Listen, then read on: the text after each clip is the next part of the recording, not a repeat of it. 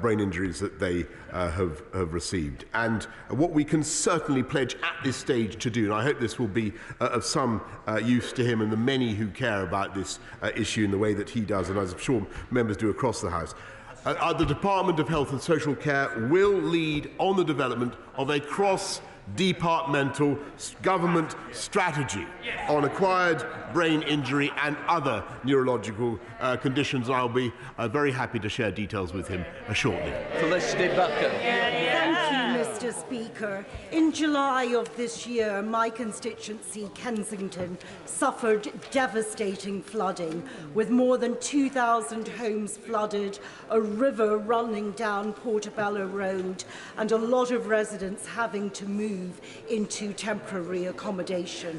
Does my right honourable friend agree with me that Thames Water needs to come up with short and long-term solutions, and they need to make sufficient investment in infrastructure to prevent events like this happening again? Yes. Prime Minister. My honourable friend is absolutely right to raise flooding, Mr. Speaker, and she's right about short and long-term solutions, and that's why I'm proud, amongst other things, to have helped instigate the Thames Tideway Tunnel, with the biggest super sewer in the history of this country, which will help to deal with what happens in London when the Basingstoke interceptors overflow, and to deal with flooding throughout the city. Leader of the Opposition, Keir Starmer. Thank you, Mr. Speaker. At the last election, the Prime Minister promised that nobody would have to sell their home to pay for care. That's another broken promise, isn't it? Prime Minister. No, Mr. Speaker. No, Mr. Speaker. Because if he looked at what we are proposing, and if he supported what we are proposing, which is fixing something that Labour never fixed in all their years in office, Mr. Speaker, we are saying to the people of this country that we will disregard your home as part of your assets if you and your spouse are living in it.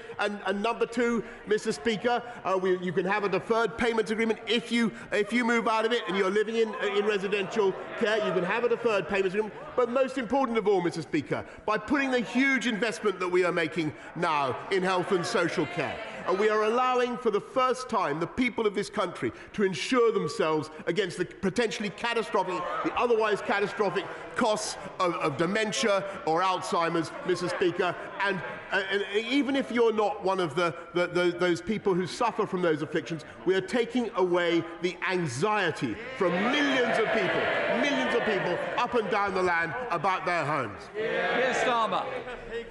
I think the Prime Minister just described the broken system he said he was fixing. So it's certainly not a straight answer. Let's have another go. Let's have another go. I see they turned up this week, Prime Minister.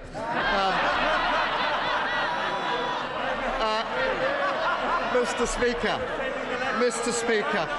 he used to say that... Sorry.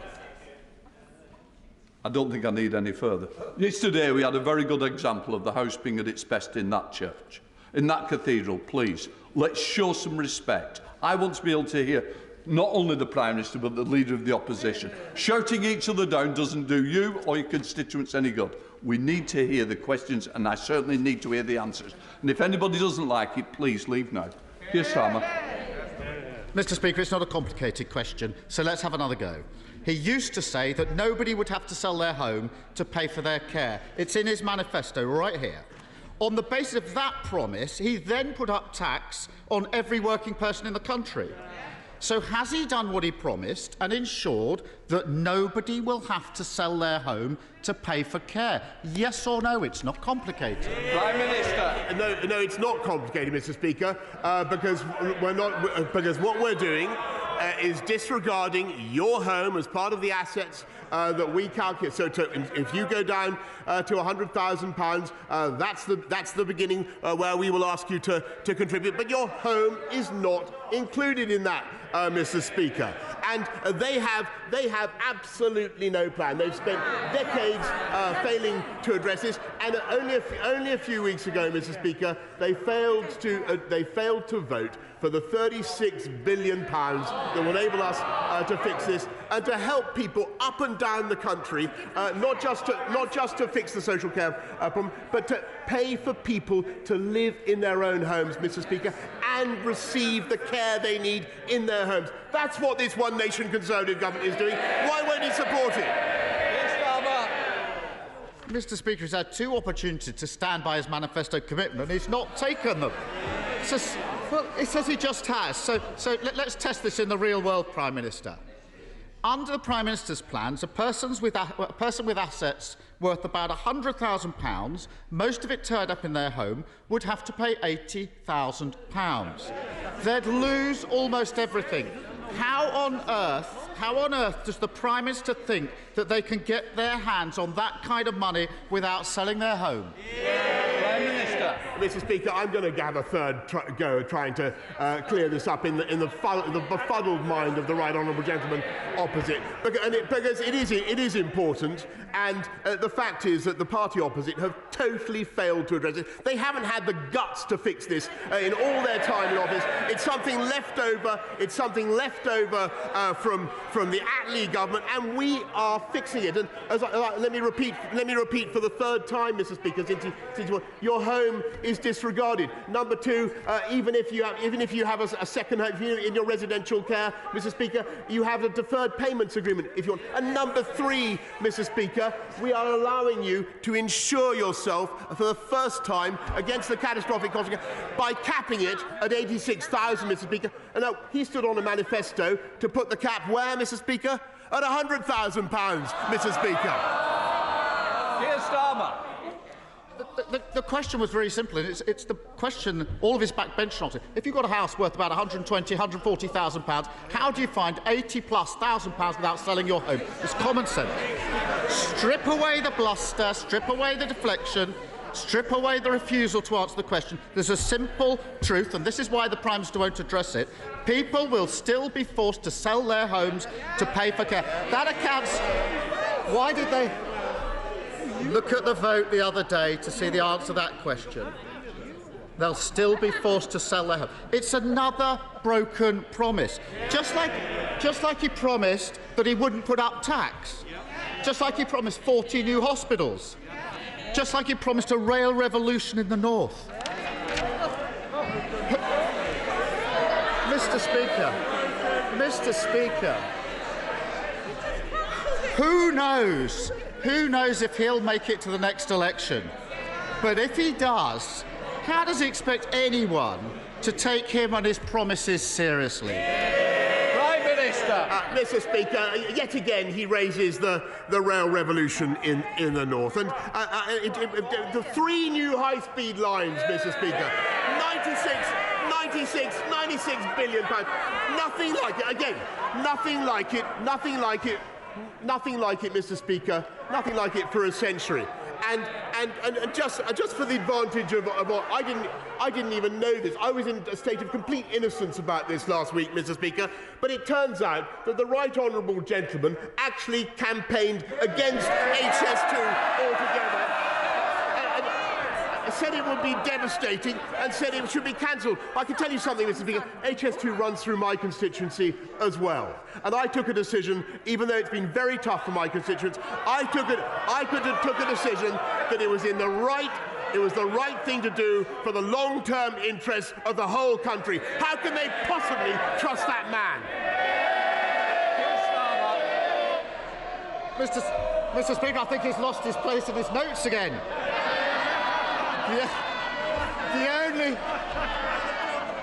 The only thing he's delivering is high taxes, high prices and low growth. I'm not sure the Prime Minister should be shouting about that. And it isn't just broken promises, it's also about fairness. Everyone needs protection against massive health and care costs. But under his plans, someone with assets worth about £100,000 will lose almost everything. Yet somebody with assets of about £1 million will keep almost everything. It's just like their 2017 manifesto all over again. Only this time, something has changed. He's picked the pockets of working people to protect the estates of the wealthiest. How could he possibly have managed to devise a working-class dementia tax? Prime Minister. Mr. Speaker, I think I've answered that question 3 times already. This does more for working people up and down the country than Labour ever did. Because we're actually solving the problem that they failed to address. We're disregarding your housing asset altogether, Mr. Speaker, while you're in it. And he talks about jobs, he talks about working people. Well, let me just remind him. There's just one key statistic that people should bear in mind. It's now almost a month after furlough ended. He talks about the economy, Mr. Speaker. There are now more people in work than there were before the pandemic began. And that's because of the policies this government has pursued. Keir Starmer. Mr. Speaker, there's no getting away from it. Working people are being asked to pay twice. During their working lives, they'll pay much more tax in national insurance, whilst those living off wealth are protected. And then when they retire, Mr. Speaker, they face having to sell their home when the wealthiest won't have to do so. It's a classic con game, a Covent Garden pickpocketing operation. The Prime Minister's the front man, distracting people with wild promises and panto speeches, whilst his Chancellor dips his hand in their pocket. But now the Prime Minister's routine is falling flat. His Chancellor is worried that people are getting wise. His backbenchers say it's embarrassing. Your words. Your words. And senior people in Downing Street tell the BBC it's just not working. Is everything okay, Prime Minister? Prime Minister. Well, Mr. Speaker, I tell you what's not working. It's that line of attack. Because I just want to repeat. I want to repeat the crucial point, Mr. Speaker. We're delivering for the working people of this country. We're delivering for the people of this country, and we're fixing the problems that they thought could never be fixed. We're doing the things that they thought were impossible. And let me repeat: there are now more people in work in this country, jobs up, with their wages going up, Mr. Speaker, than there were before the pandemic began. And that is because of the policies that this government has followed. Whether it's on rolling out the vaccine, if you remember that he opposed, whether it's on investment that he opposed. He did, Mr. Speaker. He didn't want to invest in the vaccine task force. I seem to remember. Or whether it is making the strategic investments that we have. If we listened to Captain Hindsight, Mr. Speaker, we would have no HS2 at all, because that was what he stood for. And if we listened to him, we would all still be in lockdown, Mr. Speaker.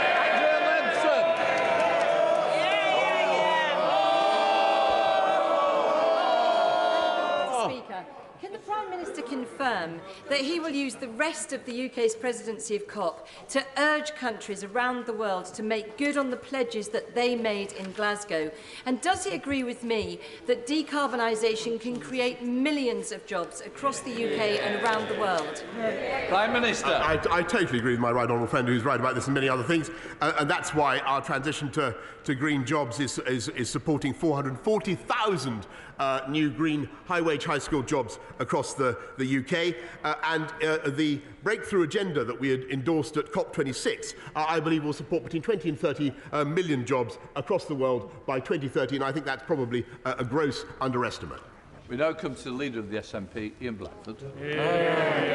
Thank you, Mr. Speaker. I'm sure you will wish to join me and indeed the rest of the House in welcoming the moderator of the Church of Scotland to the gallery today, Lord Wallace, and to thank him for his sage words at his sermon this morning. Mr. Speaker, the past few weeks have shown this Tory government at its very worst. A Tory sleaze and corruption scandal on a scale not seen since the 1990s. Tory cuts and tax rises that will leave millions of people worse off. A litany of broken promises, from HS2 to carbon capture, social care, the triple lock on pensions. And who can possibly forget the £20 billion bridge to Ireland that evaporated into thin air. At the centre of all this is one man, a Prime Minister who is floundering in failure. So, can I ask the Prime Minister, with his party falling in the polls, his colleagues breathing against him, has he considered calling it a day before he's pushed out the door? Prime Minister. Mr. Speaker, I think what the people of this country want to hear is less talk about politics and politics, and they want to talk about what the government is doing for the people of Scotland. And what the Scottish government is doing for the people of Scotland, which isn't enough, Mr. Speaker. But what we will do, he talks about infrastructure investment, and I can tell him that if he will wait till I think till Friday or later this week, he's going to hear about what we're going to do with the Union Connectivity Review to ensure that the people of Scotland are served with the connections that they need, and which the Scottish Nationalist Party has totally failed to put in. Ian Blackford. Thank you, Mr. Speaker. That certainly wasn't an answer to the question I asked, but we're used to that. And I didn't expect the Prime Minister to take responsibility because he never does. But this isn't just about the chaos in the Conservative Party. It's about the state of the United Kingdom under his failing leadership. Because whilst the Prime Minister spends his time hunting for chatty pigs and staving off a leadership challenge from the Treasury, in the real world, Mr. Speaker, people are suffering a Tory cost of living crisis. Brexit is hitting the economy hard, but the Prime Minister can't even give a coherent speech to business. The Prime Minister's officials have lost confidence in him. Tory MPs have lost confidence in him. The letters are going in, and the public have lost confidence in him. Why is he clinging on when quite clearly he simply isn't up to the job? Prime Minister. Mr. Speaker, I might ask the right honourable gentleman what on earth he thinks he is doing, talking about party political issues when what the people of Scotland want to hear is what on earth the Scottish National Government is doing. They're falling in the polls, Mr. Speaker. Their cause, yes they are, their cause is falling in the polls, and considering their manifold failures on tax, on education and all the things the people of Scotland really care about, I'm not surprised, and I can see some agreement on the benches opposite. Jonathan Lord.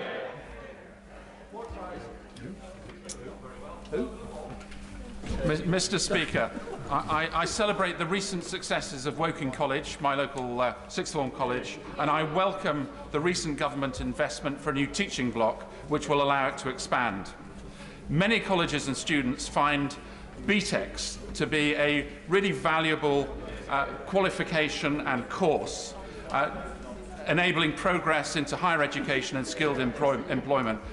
Does the Prime Minister agree with me that we should protect student choice and keep BTECs as an option for students? Yes, Mr. Speaker, we will continue. I thank my honourable friend. We will continue to fund some BTECs where there's a clear need for them. But I must stress to him that we've got to close the gap between the things that people study and the needs of business and employers, and that's what T-levels are designed to do. Caroline Lucas. Thank you very much, Mr. Speaker. I rarely agree with the Prime Minister, but last week when he said that COP26 showed that we can end our reliance on fossil fuels, I did agree with him. But that begs the question as to why his government is pressing ahead not just with the Cambo oil field, but with 39 other oil, gas and coal developments, which would amount to 3 times the UK's current annual climate emissions. Now, I don't want an answer about all the things he thinks he is doing on cars and cash and trees. I want him to tell the House if he will leave those fossil fuels in the ground, will he cancel those projects? And does he recognise that if he doesn't, he will need to ask for forgiveness, not just for losing his place in a speech, but for losing the future of our children? Prime Minister. Mr. Speaker, we are not only powering past coal, going to an end to fossil fuel reliance in our energy generation at all by 2024, which is an absolutely stunning thing ahead of countries around the world. I'm glad that she's praising me for that. The Cambo oil field, as she knows, is for study by an independent regulator. But what we have also done, and led the world in this, Mr. Speaker, is stopped the financing of overseas hydrocarbons. And that is a fantastic thing which the whole world followed.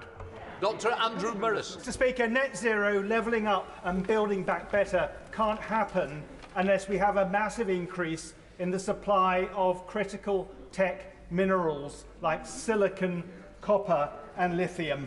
But Beijing controls most of them. Noting China's recent tech minerals leverage on Japan, does he agree with me that the success of our green industrial revolution hinges on advancing our indigenous Silicon Valley? And free of the EU, what fiscal incentives can he now provide to make it happen at pace?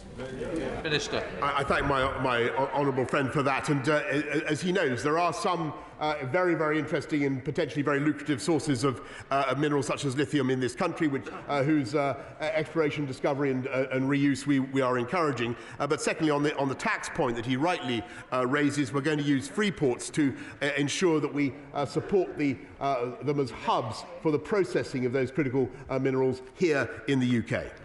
Thank you, Mr. Speaker. In 2014, my constituent's 3-year-old son, Freddie Hussey, was killed by an unsafe trailer. Every year, 30% of people who do the B+E test fail it. And now the government is abolishing that test, unleashing thousands of untrained, untested, unsafe drivers onto our roads. Why is the government breaking its promise to grieving families to make towing and our roads safer? Yeah. Prime Minister. I thank her very much for raising this with me, and I'm very sorry to hear about the tragic circumstances of Freddie's death. And what we want to do is to free up B&E licensing time so that we get more people qualified as HGV drivers. But that cannot compromise road safety, as she rightly says. So we will review the legislation and its consequences at regular intervals. Thank you, Speaker. On the 2nd to 5th of December, Lincoln will be hosting its world-famous Christmas market in the grounds of the historic Lincoln Castle. And it would be remiss of me not to invite my honourable friend, the Prime Minister, and yourself, Speaker, and all other colleagues, even the opposition front bench, to come and enjoy the marvellous long weekend of festivities. However, what is less than marvellous for my constituents is the levelling down of Lincolnshire's highway maintenance grant by 25% on 2019 to 2020 levels. Can my honourable friend use his influence to cause the Treasury and DfT to revisit this unfortunate decision? Restoring this grant back to 1920 levels is imperative to the safety of my constituents, whether in vehicles, cycling or walking, as I would hope my right honourable friend would agree. Minister. Well, I thank you very much for the question. I'll do my utmost, as I'm sure all other. He's invited everybody. So I'm sure a lot of people are going to be going to Lincoln, I hope. But I'm sure that my right honourable friend, the Secretary of State for Transport, would have listened very carefully to what he had to say. Hannah Bardell.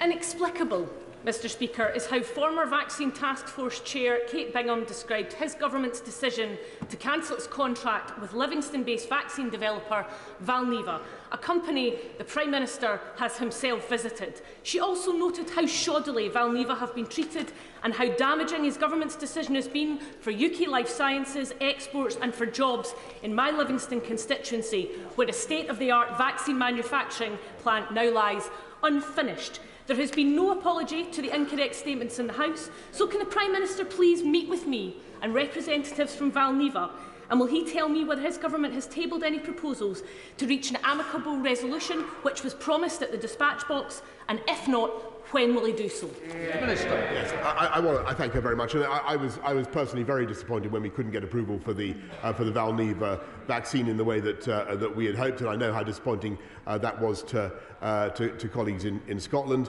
I will certainly make sure that she gets the relevant meeting. But what we are doing is investing massively in this country's vaccine capability across the country, so that we are prepared for the next pandemic. And I very much hope that Valneva will be part of that. Nigel Mills. Thank you. We know that serious side effects from the COVID vaccines are very rare. But for my constituent Sarah Kite, that wasn't the case, and she suffered a very serious reaction, leaving her in constant pain and losing most of her eyesight, and she now can't work. The Prime Minister successfully and quite rightly speeded up all the vaccine processes except one, the vaccine damage payment system. Can we now get on with making those payments so people who have suffered these very, very serious reactions can get the financial support they need? Prime Minister. Yes. I thank him very much, and I just want to reassure him and indeed to reassure the House and the country that cases such as the very sad one that he raises are extremely, extremely rare, and we're putting more money in to gather evidence for claims such as the one that he describes. But I want to repeat perhaps the most important message I can get across again today, Mr. Speaker. I want to repeat how vital that vaccination programme is, how safe it is, and how important it is that everybody who is eligible gets their booster when they're called. Matthew Penican. Thank you, Mr. Speaker. The government's integrated review concluded that the Chinese state poses a systemic challenge to our national security, and the Prime Minister has made clear that when it comes to China, we must remain vigilant about our critical national infrastructure. Can he therefore confirm today, unequivocally, that plans for China General Nuclear to own and operate its own plant in Bradwell in Essex have been abandoned, and explain to the House precisely how and when his government intends to remove CGN's interest from the Sizewell C nuclear project? Prime Minister. I thank him very much for his question, a very important issue that he raises, and clearly one of the consequences of our approach on critical national infrastructure, the National Security and Investment Bill, is that we don't want to see undue influence by potentially adversarial countries in our critical national infrastructure, and so that's why we've taken the decisions that we have. And on Bradwell, there will be more information forthcoming. But what I don't want to do, Mr. Speaker, is pitchfork away wantonly all Chinese investment in this country, or minimise the importance of this country of having a trading relationship with China. Daniel Kuczynski. Thank you very much, Mr. Speaker. The Prime Minister will be very pleased that Shrewsbury Conservatives are doing everything possible to help Neil Shastri Hurst, the excellent candidate in North Shropshire.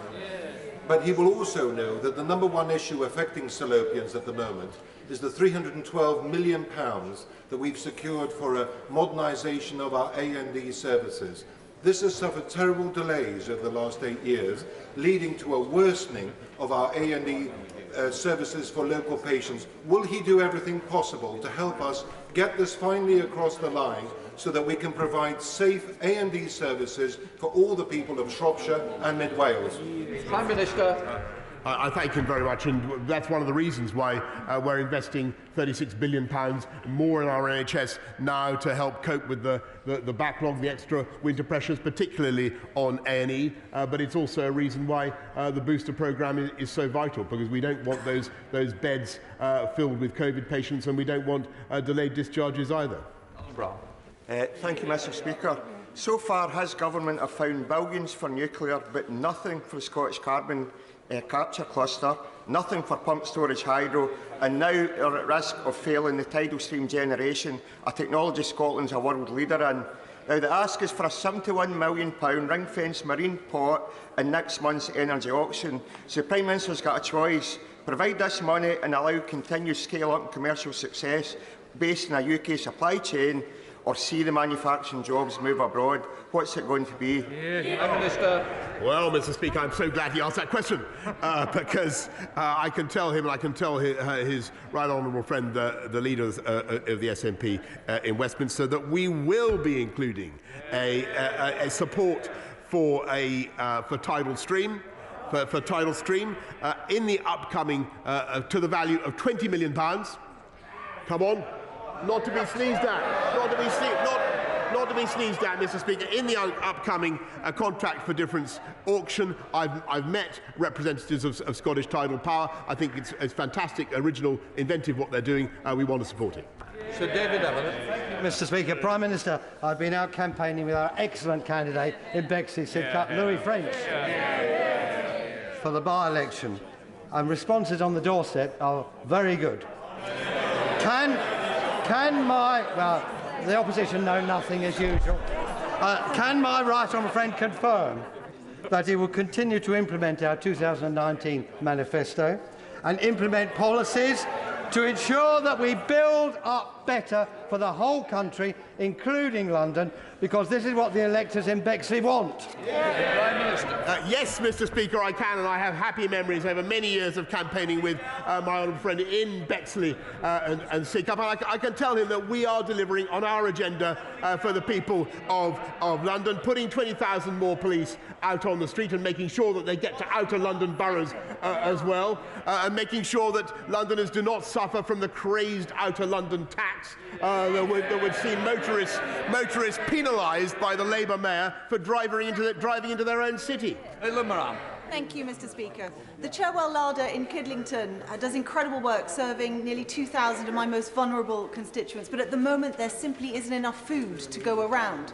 And this is a national crisis. Stock for charities like Fair Share is down 30%, in part due to the same supply chain issues that are affecting supermarkets. So will the Prime Minister help the Cherwell Larder, firstly by restoring the funding to Fair Share, but also what more can he do to incentivise businesses to give away surplus food this winter so that no family need go hungry this Christmas? Prime Minister. I want to thank her for raising Fair Share and what they're doing to support people this winter and indeed at all times. But I would also say that my experience of business is that they do an amazing job of contributing to this effort. Iceland is one of the companies that springs to mind. But on the supply chains, we are addressing it night and day, and we are seeing some of the problems starting to ease. They are the result, Mr. Speaker, of the British and the world economy coming back into life, which, quite frankly, would not have happened if we listened to the gentleman opposite. I just remind you. Thank you, Mr. Speaker. My honourable friend, the Prime Minister, was bang on Monday when he spoke about ending the unfairness of our high energy-intensive industries paying more than they pay overseas. So we know he is a friend to steel in Scunthorpe. So will he continue to do all that he can to ensure that my world-class steelmakers are on a fair footing? Prime Minister.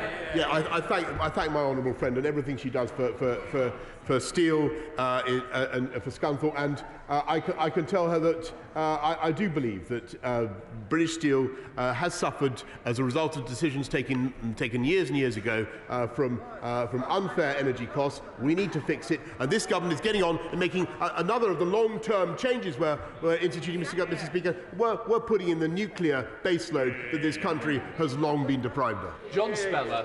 Thank you, Mr. Speaker. Prime Minister, in a couple of weeks' time, I'll be introducing a bill to ban the import of hunting trophies.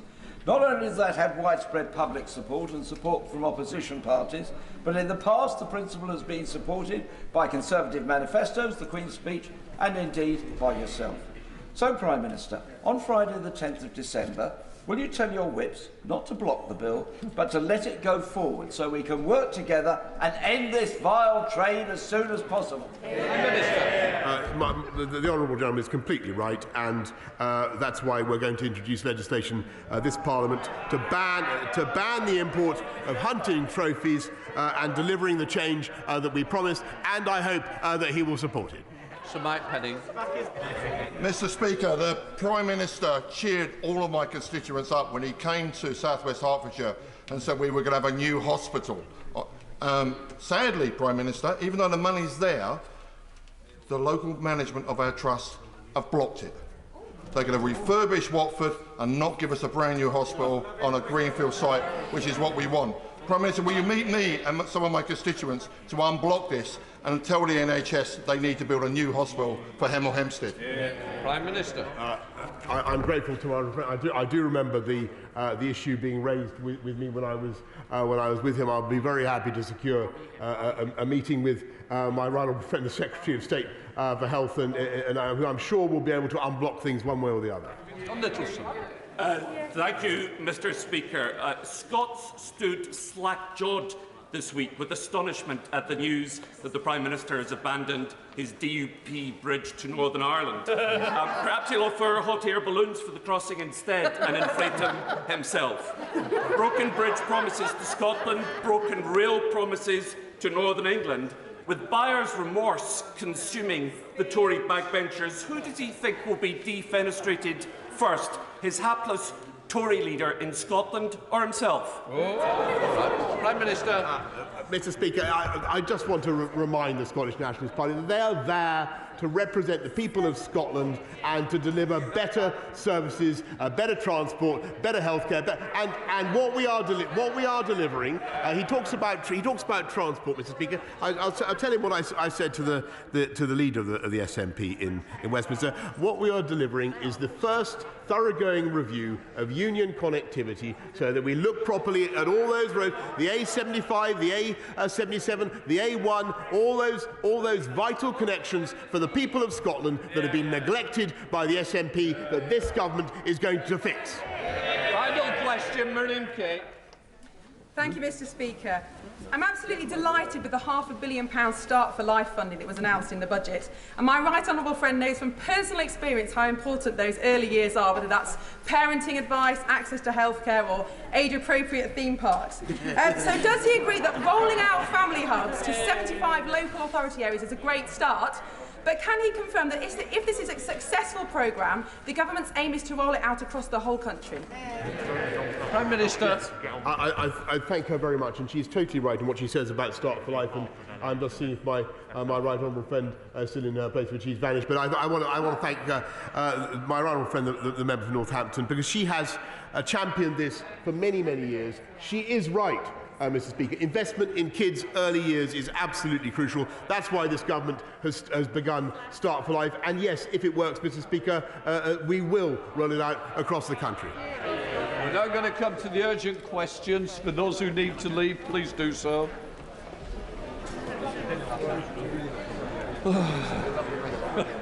You're right. Too lively. I know. You're right. See you. Thank you, Lindsay. No problem. Look after yourselves. Thank you. Thank you, Prime Minister. I'm always nice.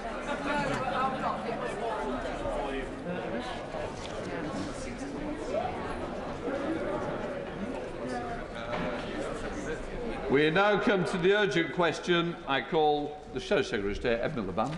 Thank you, Mr. Speaker. To ask the Secretary of State for Business, Energy and Industrial Strategy if you will make a statement on bulb energy entering administration. Secretary of State. Thank you, Mr. Speaker. As many people in the House will know, when energy suppliers leave the market, the regulator Ofgem runs a competitive supplier of last resource process. Last week, Bulb informed the government and